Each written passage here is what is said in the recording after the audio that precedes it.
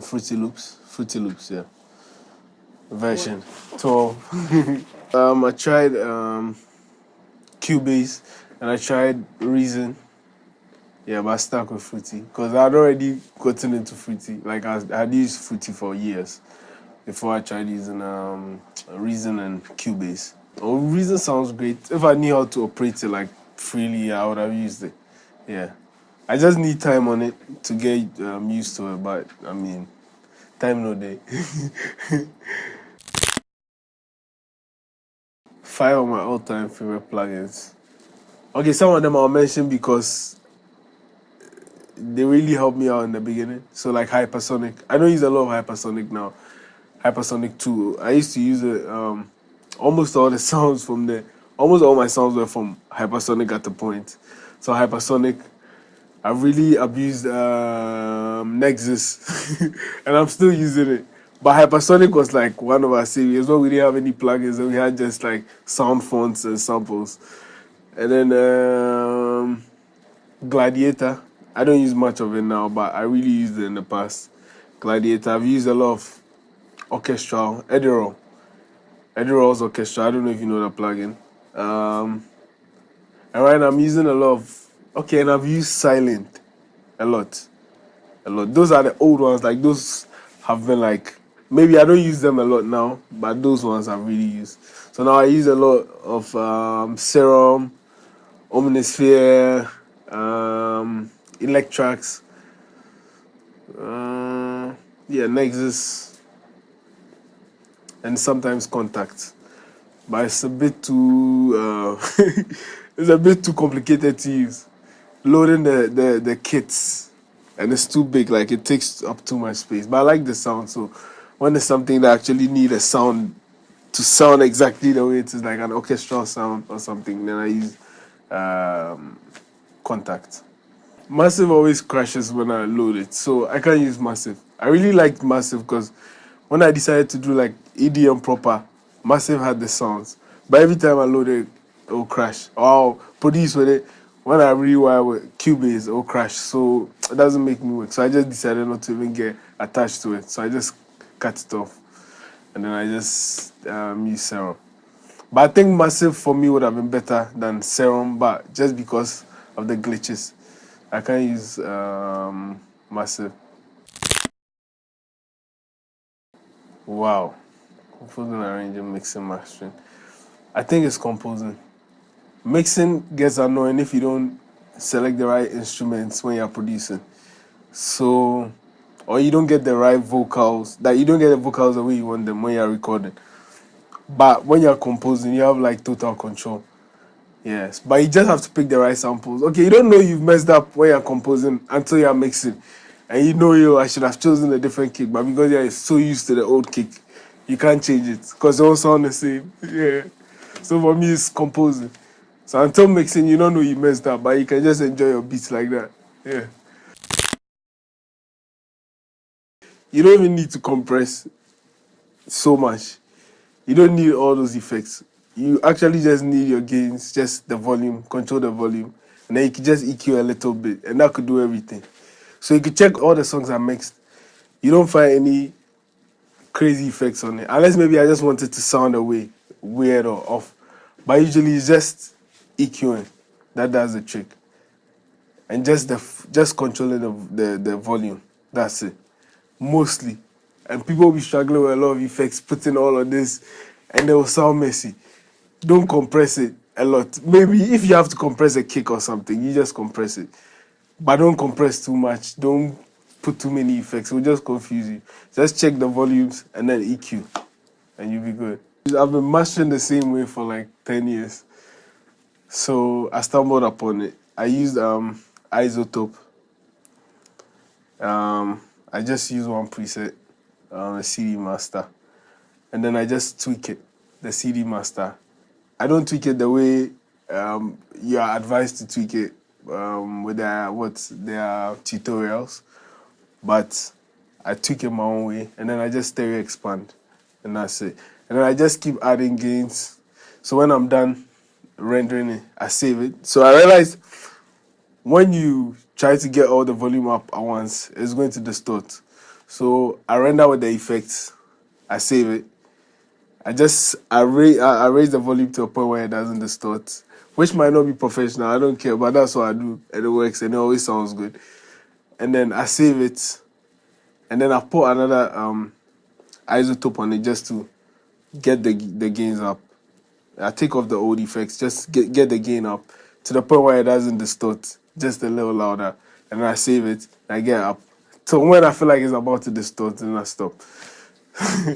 So it gives, I don't know, if you try to increase it by 10 dB at once, it's going to distort. So you just increase it two a couple of times, and it will just get to the same loudness, but it won't distort.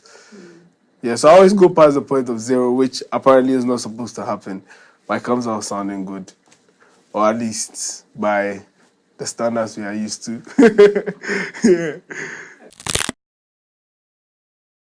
Okay, so it got to a point I was recording a lot, and so I could imagine what the artist was going to do on the beat, so I didn't have to overproduce. But every once in a while, like if I don't produce for a while, I lose that. So when I come back, I try to produce a beat that's like too packed. Not like forgetting there has to be like a rapper or a singer on the beat. You understand me? Yeah. So I think it took a while, but like maybe like 4 or 5 years, I got to the point where I was like like my peak of production. I'll say it took like 4 or 5 years to get it. Yeah. Where I could just make a beat and imagine someone on it. And when in the space, like you make a beat and you leave a space for the voice. I don't know if you understand that. Yeah. It took about 4 or 5 years, yeah. Okay, I don't think I have a signature sound. Maybe the only thing you notice is that you have a lot of bass on my beats. A lot of bass, the snare or the clap should be loud, so you feel the beat. But anything else, like I have different times, I produce different sounds, depending on the trend or depending on how I feel. So it's not a constant thing. I can't have one sound. So what I've decided to do is every year I'm going to release a project that's going to satisfy every genre I do, basically. So like EDM, every year I'll make sure I put out an EDM project. I'll put out a trap project, or I could have a project with like all those genres, dance or everything mixed. So I can't just do one genre because I don't know. I just get bored. Yeah. I thought I was losing my voice as a producer because no one was putting out music. And also even with that, like the other things I do, like commercials and like theme music for like different ad campaigns. And that was also messing up. Like I had some problems with some people and stuff, and I didn't get paid some money. So like it frustrated me. I was like, okay, so where am I going to go next? So I had to become an artist. Yeah. But I'm still transitioning. Even though I know if you've been following me, you know I'm like a total artist right now, but people still have the perception that Magnom still has a point to prove, or it's just a one-off thing. So I think transitioning from a producer to an artist, first of all, you're discredited. This guy is not good. He can't make a hit. So then you have your first major hit, which is a major hit. Very big song, arguably the biggest song that year. And people still want to doubt you. It's very annoying for me because you've not listened to all my work. You just decide to judge. And maybe you don't even understand what I'm doing. You understand me? The thing is that you don't understand what I'm doing, so you think it's not dope. But it's very dope. You understand me? Because I feel like around here right now, I'm one of the dopest. But people still decide to doubt you. So it's up to you to wake up and get enlightened and enjoy the music. I don't think it's my problem, even though it gets frustrating a lot. But I just know you don't know what you're talking about. You don't know the music. That's why you're saying what you're saying. You don't understand music the way I understand it. So you think it's not dope. But you are not dope. I listened to a lot of music growing up, so a lot of people. So there's times like for me, my process, I could be getting melodies from songs I listened to like 20 years ago. And then I might not even know, but when I hear the song, I'll be like, oh, so this is where I got the melody from. You understand me? So there's a lot of influence for me. So it's dope. There's a lot of dope stuff in it. So I get like a lot of dope. Unless maybe I rush the song or something. And even when I rush, it's still dope.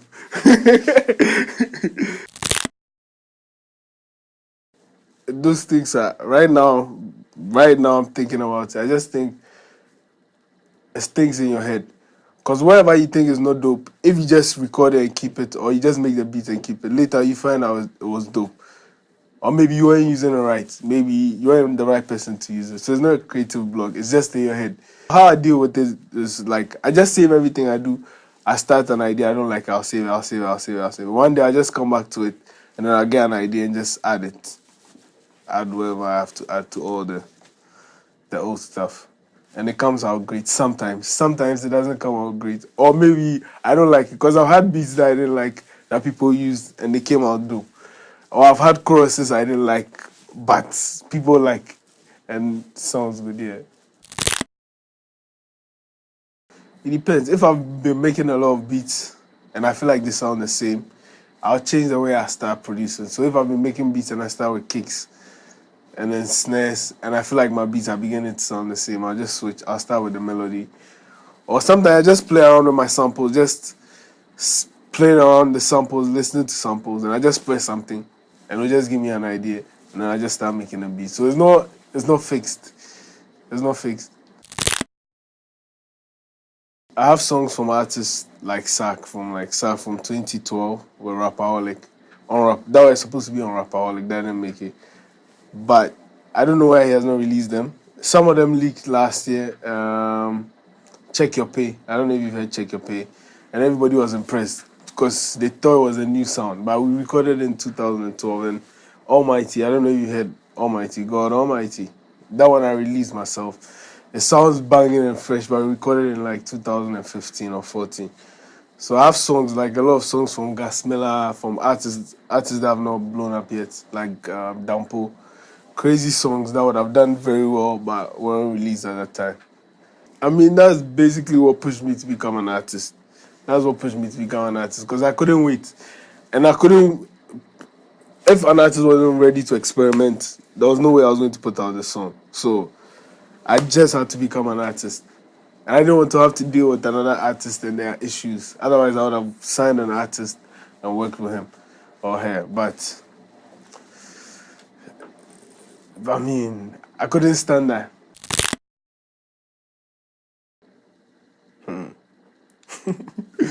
I don't really do favorites, but I'll say Kovi is killing it. Let me think carefully. More Sound. Who many people don't know about More Sound. He's got a lot of production credits on We Speed 2, which is coming out soon. More Sound is crazy. And nobody knows it yet, but you hear More Sound. Pac. Pac is dope too. Pac is dope. Kelly is dope. Juice is dope.